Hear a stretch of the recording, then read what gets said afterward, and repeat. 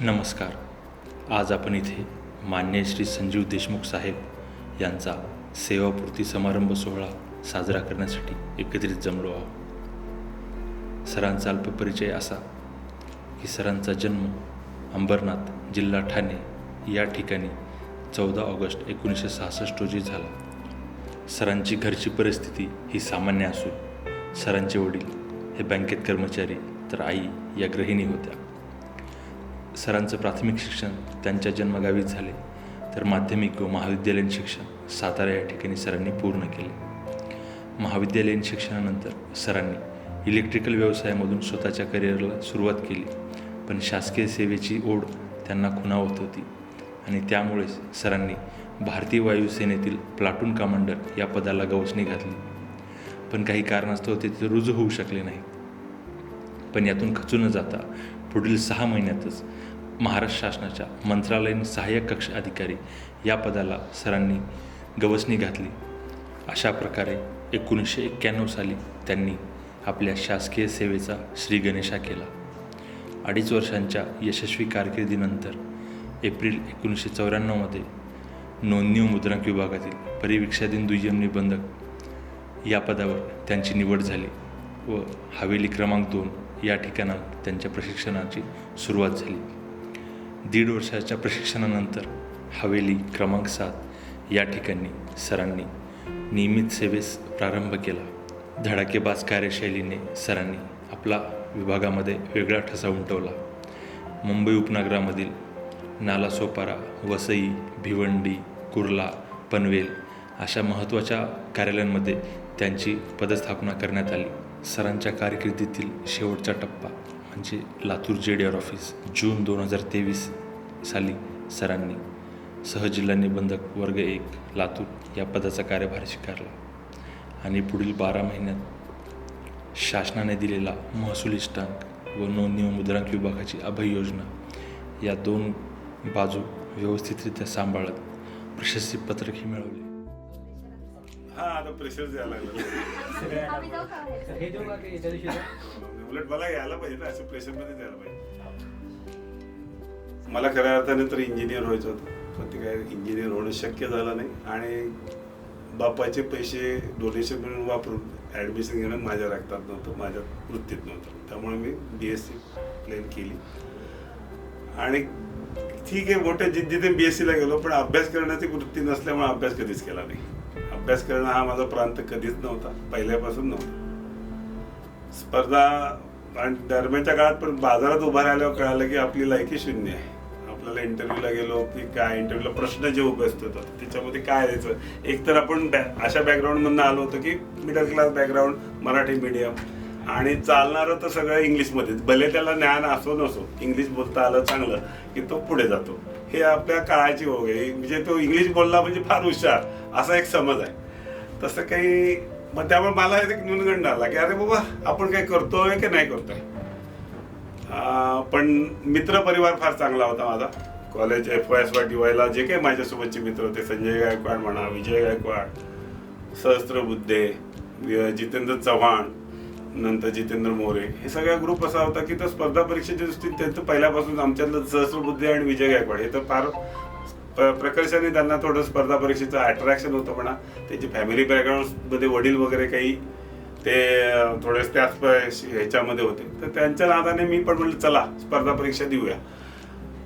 आणि मला असं वाटलं की तोच हा मार्ग आहे की आपल्याला काहीतरी उत्कृष्ट होऊ शकतो. मग त्या ह्याच्यात मी थोडंसं लागलो. दरम्यानच्या काळात मला थोडं फ्रस्ट्रेशन आलं. फ्रस्ट्रेशन इतकं होतं की 3 दिवस मी घरात कोणाशी बोललो नव्हतो. घरात कोणाशी आणि घराच्या म्हटलं तर याला काय वेळ लागला काय बाबा काय होतं याचं. परंतु थोडंसं मित्रपरिवाराने परत सांभाळून घेतलं. त्या ह्याच्यात मग परत ॲड आली, मला फॉर्म भरायला लावले, फॉर्म भरले आणि प्री नेमकी त्यावेळी अशी होती की असिस्टंट STI आणि PSIची एकत्र प्री होती.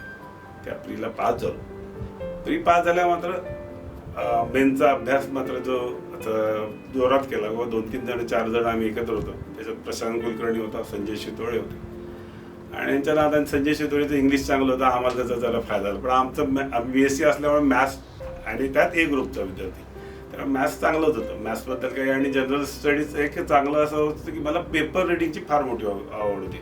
म्हणजे फ्रॉम द 1975 पासून मला आठवते मी पेपर रिडिंग करतो. पेपर रिडिंग म्हणजे एकदा पेपर घेतला की तो पुढचं पान आतला अग्रलेख असं इतकं वाचायची सवय होती. आणि त्यामुळे आणि थोडंसं असं की एकदा कधी गोष्ट आवडली की ती डोक्यात राहते. असं काही त्याच्यासाठी स्पेशल मी काय प्रिपरेशन कधीच आयुष्यात केलं नाही. त्याचा फायदा झाला. ह्या सगळ्याचा फायदा म्हणून मी पास झालो आणि असिस्टंट म्हणून 26 ऑगस्ट 1991 रुजू झालो. तिथेही मजेत चालली होती सर्व्हिस. असं काही नाही की सर्व्हिस मला फार आवडत नव्हती. फार मजेत आली. काम करणं आता काही एकदा जॉब पत्करल्यानंतर काम पत्करणं आहेच आहे. ते चाललं होतं. परंतु दरम्यानच्या काळात 93 मध्ये मी मलेरिया, टायफॉइड आणि मलेरियाने मग आजारी पडलो. तर त्याच्यामुळे काय झालं की मला असं फ्रस्ट्रेशन झालं, मुंबईत चला आजारीच पडतोय आपण, हे मुंबई नको. कर्मधर्म साहेबांनी माझं या महाराष्ट्र दिवसेवा मंडळामार्फत माझं दिवनिबंधक पदावर निवड झाली.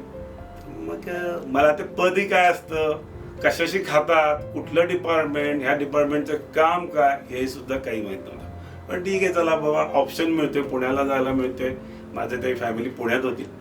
परंतु पब्लिक कॉन्टॅक्टमध्ये त्या डिपार्टमेंटच शिकवतं तुम्हाला कसं वागायचं. कोणतरी शिव्या देऊन जातं किंवा कोणतरी काहीतरी बोलतं, ह्याच्यातनं आपल्याला कळत जाते काय कोणाशी बोलायचं, कोणाला समोरच्या. आणि महत्वाचं कसं माहिती का, समोरच्या येणाऱ्या व्यक्तीच्या अपेक्षा काय हे जर तुम्हाला कळालं तर निश्चितपणे आपण त्याचा प्रॉब्लेम पण सॉल्व्ह करू शकतो, त्याला मदत करू शकतो. हे थोडं थोडं अनुभवाने येतं. तिथेही थोडं थोडं अनुभवाने आलं मला. तोही म्हणजे कुठलाही जॉब असो, कुठलाही पिरियड असतो, मला मी मजा केली. जॉब म्हणजे सब रजिस्ट्रार असो नाही ते JDR असो, मी माझा जॉबचा मी आनंद घेत आजपर्यंत आलेलो आहे. अर्थात मला जिथे जायला तिथे चांगलेच लोक भेटले. मी असं सांगायचं नाही की फक्त इथं चांगले भेटले, प्रत्येक ठिकाणी मला चांगले भेटले. मला असं कधीच एखादा माणूस वाईट आम्हाला वाटलंच नाही, कारण मी त्या माणसाचे चांगले गुणच बघतो, कधीच वाईट गुण बघितले नाही. आणि ते प्रमोशनमध्ये मग मला सहजिल्हा निबंधक वर्ग 1 ज्युनियर क्लासून होतं, पण ती पोस्ट पुण्याच्या IG ऑफिसला मिळेल, त्यामुळे त्याला सहाय्यक नोंदणी मार्गदर्शक म्हणतात, ते पद मिळालं. त्यानंतर वर्ग 1 ज्युनियर क्लासवर सिनियर क्लासवर मर्जिंग झालं. त्यानंतर मला वर्ग 1 तिथंच मिळालं, सहाय्यक नोंदणी मार्गदर्शक म्हणून. 2023 पण तिथे मी काम केलं. 2023 नंतर मी लातूरला आलो. लातूरला आता 1 वर्ष काम करताना आता सेवानिवृत्तीचा जवळ आलं. हा प्रवास म्हणता येईल की बाबा इथे कसा कुठे गेलो काय गेलो, पण या प्रवासात अनेक लोक भेटले. प्रवासाचं असं सांगता येणार नाही की हा माणूस चांगला. मला जिथे जाईल तिथे चांगलेच माणसं भेटली. मला असं कुठलंही गाव नाही की या गावात मला खूप त्रास झाला. थोडा तर कुठल्याही गावात त्रास होतो, थोडीशी वाईट प्रवृत्ती कुठेही असते, परंतु मला असं वाटतं की मला कधीच कुठे त्रास झाला नाही. आणि सर्वात माझं असं वाटतं, मी कधीही जॉब आहे ना एन्जॉय करतो.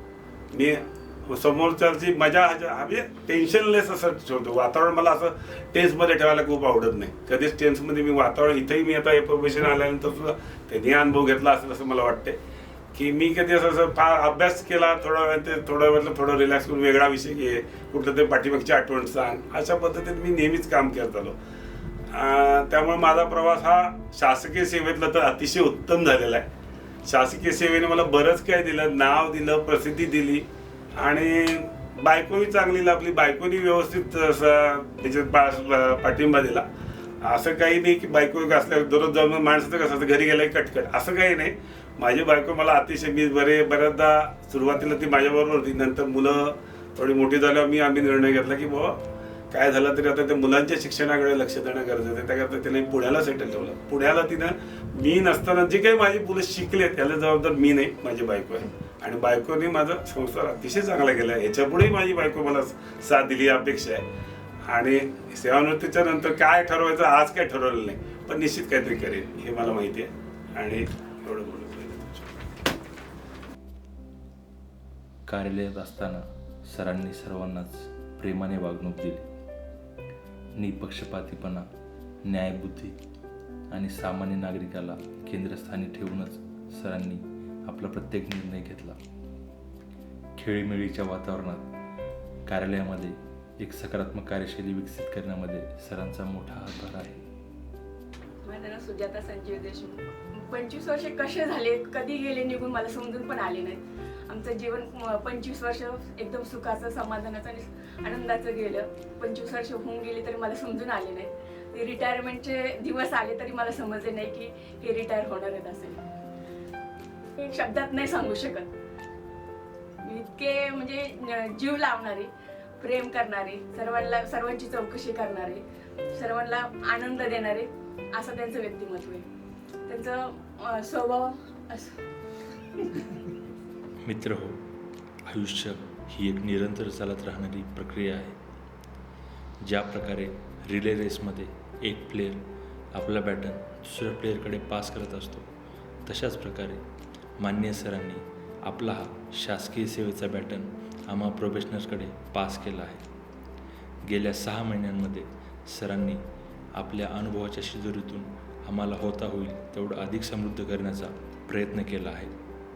महाभारतामध्ये अर्जुनाला दिशा दाखवण्यासाठी श्रीकृष्ण होते, तशाच प्रकारे आम्हा लातूरच्या प्रोफेशनल्सना दिशा दाखवण्यासाठी एक सोडून 2 श्रीकृष्ण लाभले आहेत. मान्य श्री कोळेकर सर व मान्य श्री देशमुख सर यांनी आपल्या आयुष्यभराच्या अनुभवातून आणि प्रशासकीय कार्यकौशल्यातून आम्हाला एक उत्तम अधिकारी कसे घडवता येईल यासाठी पुरेपूर प्रयत्न केला आहे. आम्ही साहेबांना ग्वाही देतो की त्यांचा हा शासकीय सेवेचा वसा आम्ही असाच निरंतर चालत ठेवू. ऍडज्युडिकेशनचे काही काही सोपे केसेस त्यांना द्या, ते पण ते यांच्याकडे हुकूम आम्ही थोडं थोडं करा रे. अरे ऑफिस बिलवर आणा की कोण आणा सगळे यार बसवलं या सगळ्यांना. काय करता तुम्ही लोक? तुला काय बसवता? ठीक आहे.